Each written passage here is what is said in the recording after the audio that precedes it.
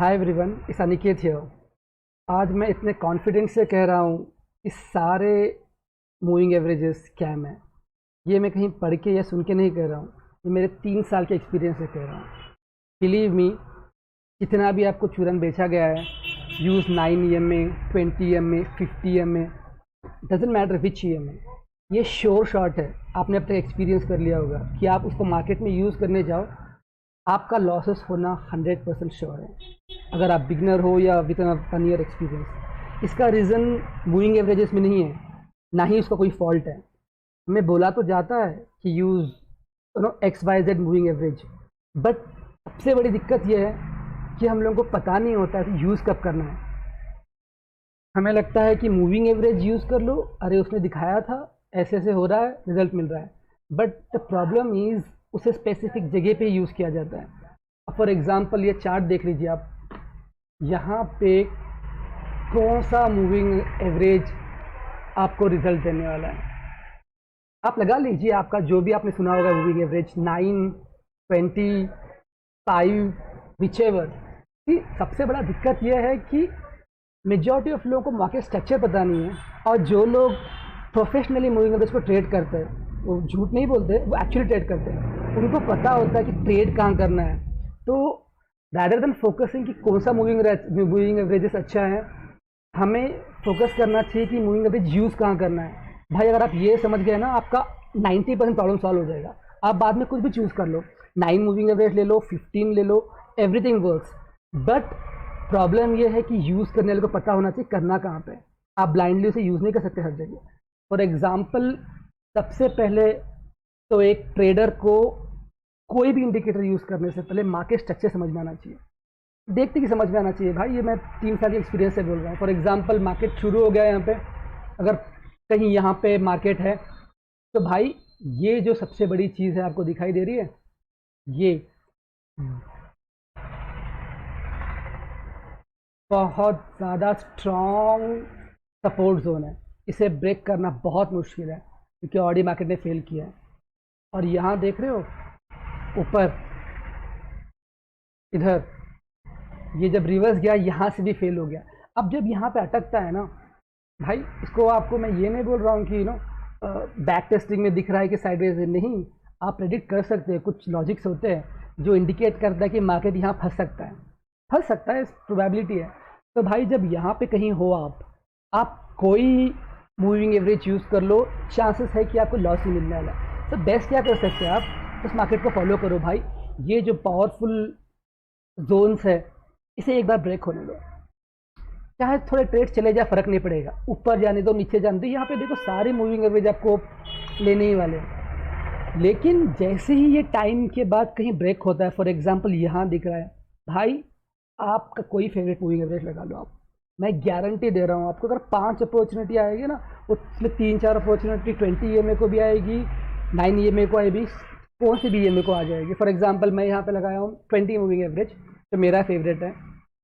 अब यहाँ पे ब्रेक हुआ है, ये दिख रहा है सबसे वेरी वेरी गुड ब्रेक और बहुत अच्छे जोन को।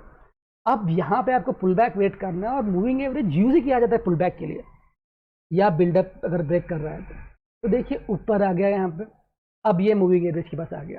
भाई अगर आपको कहीं यहाँ रिजेक्शन दिख रहा है, कहीं भी दिख रहा है, मैं तो इनफैक्ट बोलता हूँ कि मैं इसको भी ट्रेड कर लेता, झूठ नहीं बोलूँगा आपको। ये भी यहाँ पे होता शॉर्ट, इसने कर दिया है, यहाँ पे लगा देता, और आंख बंद करके मैं 1:3, मेरा फेवरेट रेशो है, लगा देता हूँ।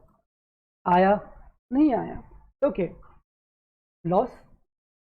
फिर ऊपर गया, फिर नीचे आया, एग्जैक्टली फिर यहाँ पे लिया है, फिर से रिजेक्शन। और सबसे इंपॉर्टेंट चीज़ आप नोटिस करो, अब मार्केट रेंज में नहीं है।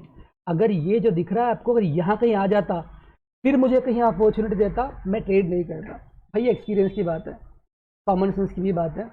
ये रेंज के अंदर है, अब नहीं है रेंज के नीचे, ये रेंज के अंदर। फिर से ले लो, फिर से यहाँ पे शॉर्ट, और उसके ऊपर ही लगाता हूँ मैं। तो सबके अपने अपने तरीके होते हैं, कोई 10-15 पॉइंट का बफर देते हैं, मैं तो बस 2-3 पॉइंट का बफर देता हूँ उसके ऊपर।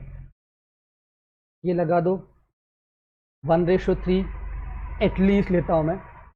अगर मोमेंटम में चले गया तो आप ट्रेड भी कर सकते हो, ट्रेल भी कर सकते हो, क्योंकि कोई पुल बैक ही नहीं हो रहा है, आराम से पुल बैक ट्रेड कर सकते हो, 5 ले सकते हो इसको, 6 7, आई नो डिफिकल्ट है बट ले सकते हैं। फिर वेट कर लो, यहाँ पे अगर आपने बुक कर लिया है तो फिर से वेट करो, यहाँ पे ट्राई कर सकते हो, डजंट मैटर, आप छोड़ भी सकते हो।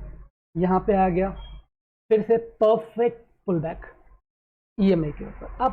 अब ट्राई करके देखो, मार्केट रेंज के बाहर जाने के बाद आप बस ईएमए फॉलो करो, आपको 20 करने की ज़रूरत नहीं है, आप चाहे तो 9, डिपेंड्स आप कौन सा टाइम फ्रेम में यूज़ कर रहे हो, यूज़ करके एक बार देखो आप कंफर्ट के हिसाब से। यहाँ पे आ गया, फिर से यहाँ पे रिजेक्शन लिया, यहाँ पे लगा दिया, यहाँ पे लगा दिया,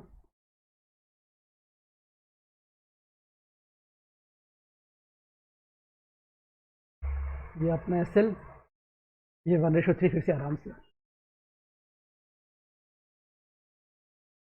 तो भाई पॉइंट आप समझो, आप होली ग्रेल के पीछे मत भागो, कोई भी इंडिकेटर कहाँ यूज़ करना है।